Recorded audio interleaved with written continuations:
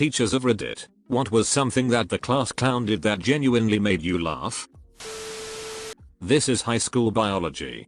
A guy who was known for being a pretty good voice actor was reading a page on the properties of fungi in multiple impressions, making everyone laugh. He often got picked to read after that, and never disappointed. We've had Yogi Bear, Irish guy, Disney princess, Shaggy, Scottish guy, Patrick Warburton, and many more. Before he graduated, his voice was also recorded for phone messages informing of school events, school's voicemail, and MC for many school events. I need to hear Shaggy talking about the life stages of a cell. While teaching sexual reproduction to year 8, one student loudly announced, "I don't get why they call it the birds and the bees. Trains and tunnels makes way more sense. I remember it every single time I teach that unit, and it still makes me giggle. For real though, why is it called birds and bees?" Non-native speaker. I think birds is about the egg and the bees is a reference to pollination. But really it's just called that because that's what it has always been called. We don't actually talk about birds or bees when having the sex talk. I have a different take on it from the post so far, which seemed quite scientific. I grew up in the UK and had a semi-traditional educations. I think it comes from Victorian, more conservative eras when one simply did not talk about sex. Birds and bees don't have sex in a way that is comparable to humans, not to say farm animals. It's quite clean and distinct from mammalian sex. The term allowed one to bring up the subject in a very polite, non-sexual way that could be respectfully used in polite society, church, and school. In a big 300-person study hall at my high school, some guy started making the sound effect of a drag racer going through the gears. The football coach kept running around trying to find the culprit. But when he went to one side of the cafeteria, someone on the other side would take it up. Finally, the coach, red-faced, yelled, "All right, stop it." The next sound was that of brakes squealing. The whole cafeteria lost it. 300-person study hall. High school. Dang, we must have had very different high school experiences.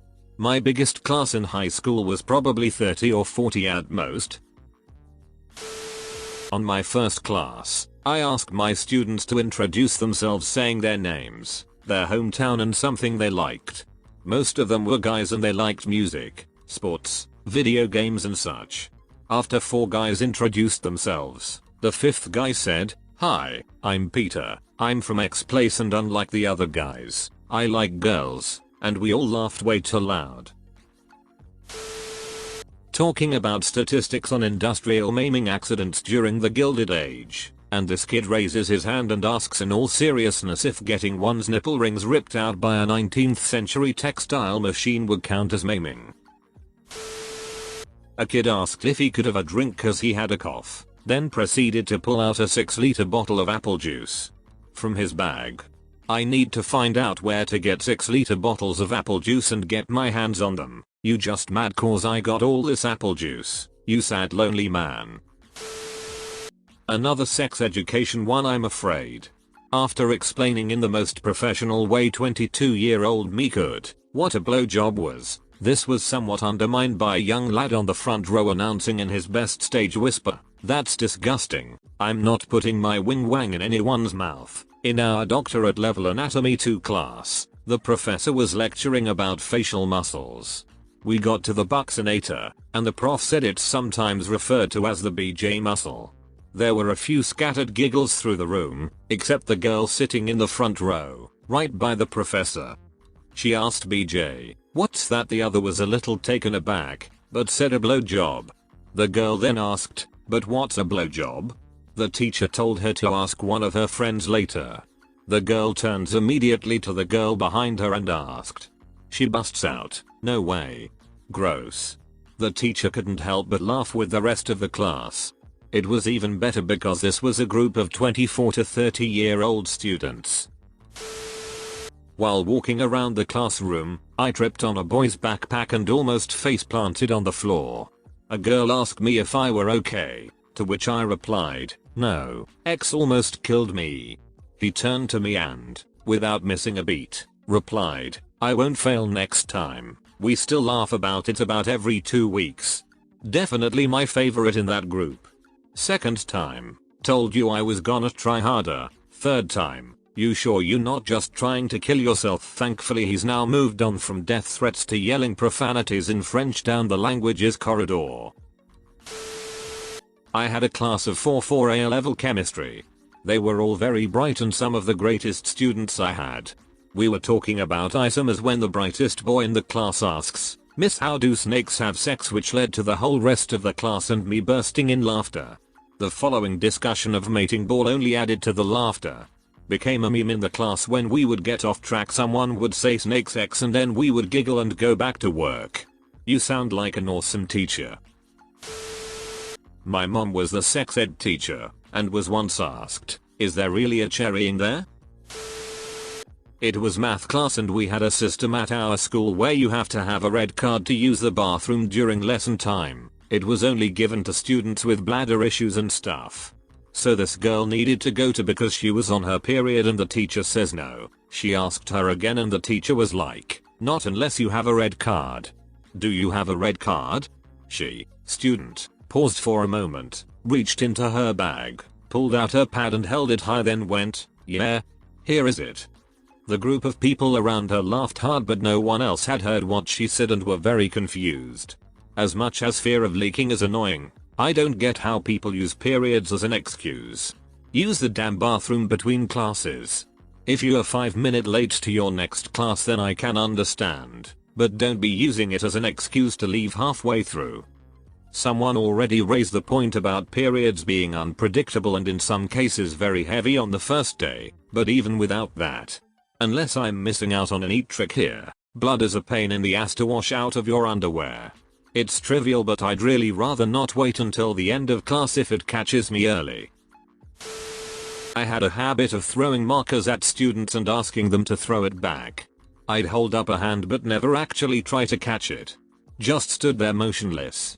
During a physics unit, I was tossing a tennis ball around the room. I asked a kid to throw it and took my normal pose. He took his shot and lobbed it, lightly, at my crotch. Direct hit. Sorry, didn't understand. Why don't you catch it? I have no idea how it got started. I guess my thought process was that I could make fun of them being terribly off target. I did have a kid actually hit my hand with the marker from across the room one time, but I didn't expect it and couldn't grab it in time. The kid gave me a lot of crap for that one. Did a presentation about conspiracy theories. It was assessed and had to be recorded. He started off so normal, until he got to the Da Vinci Code, and started talking about the possibilities of Jesus and Mary having sex. I lost it, but held it together, for the recording. Then asked him to elaborate on other theories he had heard. He calmly said, "Well, there was this one that said that Hitler was a dolphin and I had to escort myself out." I confiscated a kid's phone because he arrived to lesson using it to listen to Eminem on full volume. He swore at me, then walked to the front of the classroom, disconnected my monitor from my PC and calmly carried it out of the classroom stating, "You steal my phone, I steal your monitor." I teach computer science, so I was really pleased when he said monitor. He had only ever referred to it as the TV before and I didn't think he was listening when we did output devices. Silver lining. Mooned the cops and burst through the classroom door yelling, "Gangster rap," made me do it while being hauled away. Not the teacher, but when I was in grade 6, during sex education, one of my buddies asked the teacher, in a loud voice, "Can blind people do 69?" The entire room broke into laughter, except the guy who asked. Sorry, not a teacher, just wanted to share. I had a teacher that liked to smack the meter stick on the table to get students to behave. One kid hid them all and then started to troll the teach. Watching the teach scrambling to find these sticks was pure gold. The whole class laughed. Even the teacher had a good chuckle once he realized he got played. I had a teacher that smacked meter sticks on tables to wake up sleeping students or to scare them into shutting up and not disrupting the class. Anyways, one science class, this kid falls dead asleep, like snoring and everything. Everyone gets quiet and the teacher creeps up from behind him and smacked the meter stick so hard on the table he broke it in half. Scared the crap out of the student and he never fell asleep in class again. We all laughed about it for the whole semester. Thanks for watching. Subscribe and like this video, so all your dreams can come true.